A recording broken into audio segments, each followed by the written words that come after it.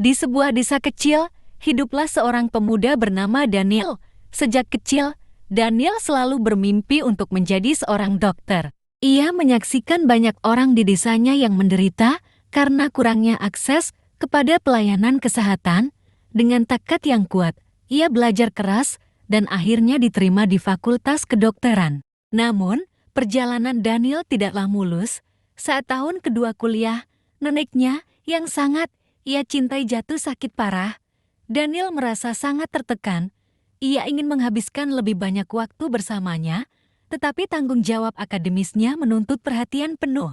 Dalam kebingungannya, Daniel berdoa kepada Tuhan, meminta bimbingan dan kekuatan untuk menghadapi situasi tersebut. Setelah beberapa hari merenung dan berdoa, Daniel merasa dipanggil untuk menghabiskan waktu lebih banyak dengan neneknya. Ia memutuskan untuk mengambil cuti selama beberapa bulan dari kuliahnya agar dapat merawat neneknya dengan sepenuh hati.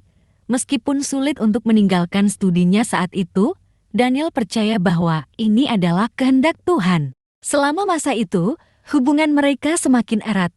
Neneknya memberikan banyak nasihat berharga tentang kehidupan dan iman yang membentuk karakter Daniel.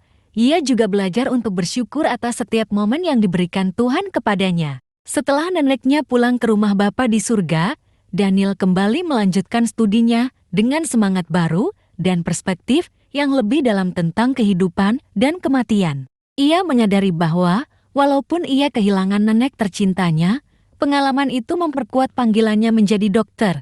5 tahun kemudian, setelah lulus dengan pujian dari Fakultas Kedokteran, Daniel membuka klinik kecil di desa tempat tinggalnya. Dia berkomitmen tidak hanya untuk menyembuhkan fisik orang-orang, tetapi juga memberi mereka harapan dan kasih Kristus dalam setiap pelayanan yang ia lakukan. Daniel akhirnya menyadari bahwa meskipun kehidupannya tidak berjalan sesuai rencana awalnya, dengan mengambil cuti dari kuliah semua itu adalah bagian dari waktu dan rencana Tuhan yang lebih besar. Dia hidup dengan keyakinan bahwa apapun yang terjadi dalam hidupnya adalah bagian dari rencana Allah yang sempurna.